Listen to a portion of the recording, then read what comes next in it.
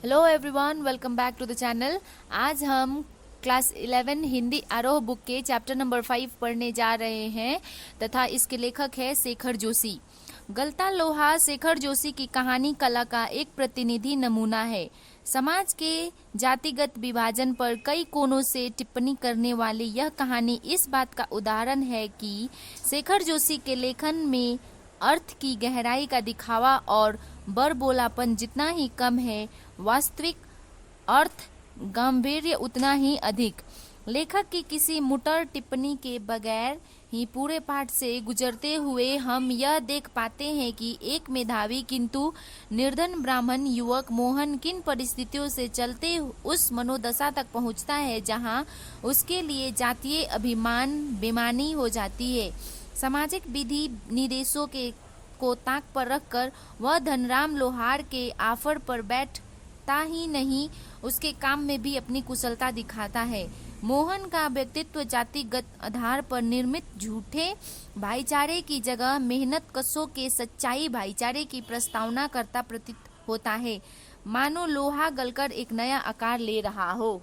तो आइए अब हम इस चैप्टर को शुरू करते हैं। एक दिन मोहन जो था वो अपने खेत के किनारे उग गई कांटेदार झाड़ियों को काट कर साफ करने के लिए बड़ा लंबे बेते वाला हंसुआ लेके निकला तो रास्ते में एक शिल्पकार टोले की ओर मुड़ गए। उसके पैर अपने आप ही शिल्पकार टोले की तरफ मुड़ गए जहाँ पे धनराम लोहार का ऑफर रहता था। वहाँ पे उसको धप धप की आवाज, ठंडे लोह की खनखनाहट सुनाई देती थी। मोहन के पिता बंसीधर थे जो एक पंडित थे और वो बहुत बूढ़े हो चुके थे। उनसे अब ज्यादा व्रत नहीं रखा जाता था जिससे उनकी कमाई घटती जा रही थी। यह बात देखकर मोहन अपने पिता का भार हल्का करने के लिए खेत की ओर चला और हंसुए में धार लगवाने के लिए उसने धनराम लोहार के ऑफर पर गया। मोहन दूर से ही भट्टी को देख रहा था और धनराम को काम करते देख रहा था। फिर कुछ देर बाद उसने पूछा, मास्टर त्रिलोक सिंह तो अब गुजर गए होंगे। तो वो दोनों जो थे, मोहन और धनराम जो थे, वो दोनों बचपन के दोस्त थे, वो सेम स्कूल में पढ़ते थे। इस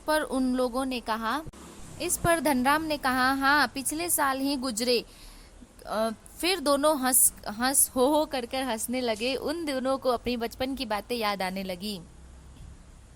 वो दोनों सेम स्कूल में पढ़ते थे जहाँ पे एक टीचर थे जिनका नाम त्रिलोक सिंह था और वो बहुत ही स्ट्रिक्ट टीचर थे। स्कूल के सारे बच्चे उनसे बहुत डरते थे, लेकिन मोहन जो था वो त्रिलोक सिंह के सबसे प्यारा, आज्ञाकारी और बहुत मानते थे मोहन को। और वो बोलते थे कि ये लड़का बड़ा होके जरूर कुछ बड़ा करेगा और मेरा और अपने परिवार का नाम ऊंचा करेगा। वो हमेशा मोहन को बहुत प्यार करते थे। क्लास में सबसे तेज था मोहन।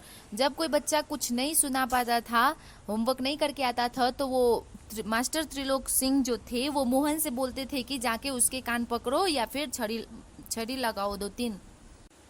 धनराम भी उनमें से एक था जो 2-3 बार अपने दोस्त से पिटाई खा चुका था।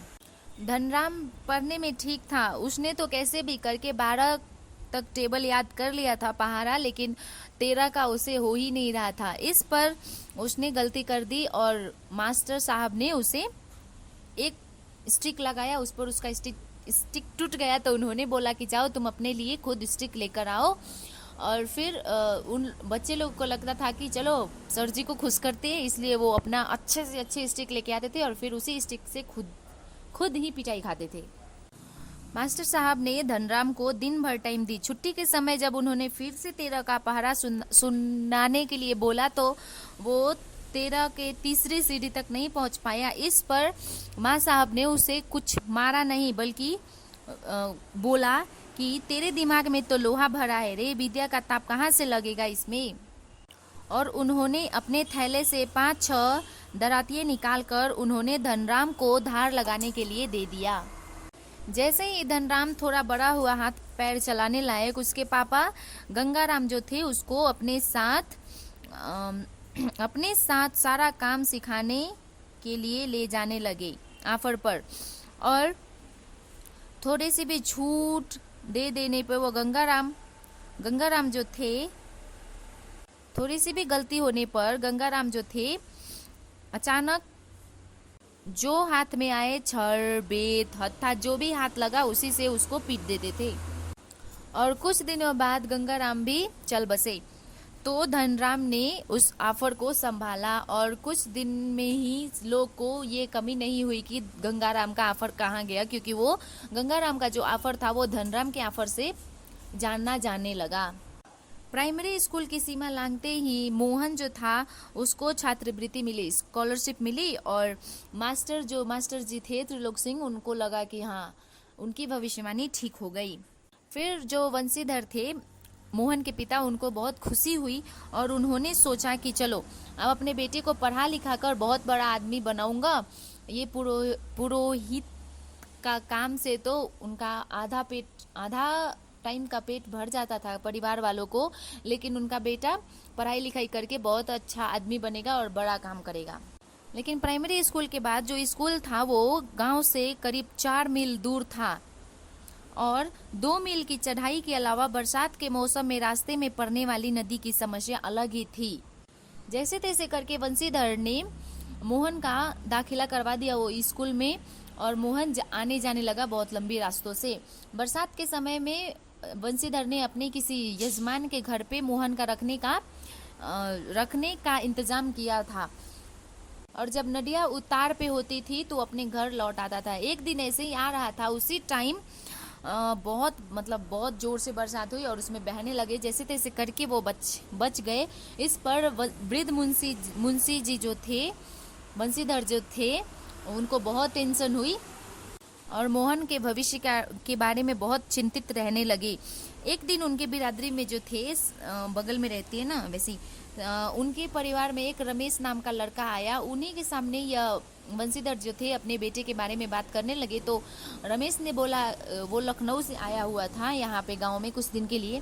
तो रमेश ने बोला कि क्यों नहीं आप अपने मोहन को हमारे साथ भेज दीजिए, वहाँ पे अच्छे स्कूल में पढ़ेगा तो और ज़्यादा अपने ध्यान दे पाएगा पढ़ाई में।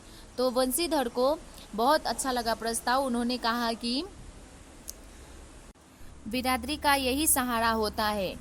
जब छुट्टी हो गई खत्म तो मोहन भी रमेश के साथ उसके साथ लखनऊ चला जाता है, जहाँ पे उसे पढ़ाई लिखाई के सिवा बाकी सब काम करवाते हैं। बाजार से ये ला दो, बाजार से दही ला दो, दूध ला दो, आलू ला दो, धोबी को कपड़े दे दो, सारे काम करवाते थे पढ़ाई, जिससे वो उसको पढ़ाई के लिए बहुत कम समय मिलता था।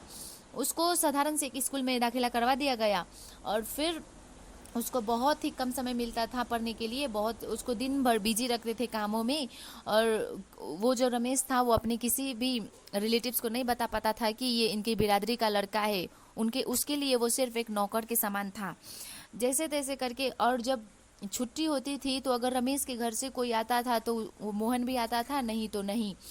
जैसे तैसे करके मोहन की 8वीं क्लास तक पढ़ाई खत्म हुई और जब वो गांव आया था छुट्टी बिताने के लिए, छुट्टी के बाद जब वो फिर से वापस गया तो रमेश के घर वाले उसके पढ़ाई के खिलाफ थे। उसको सब समझ में आ रहा था।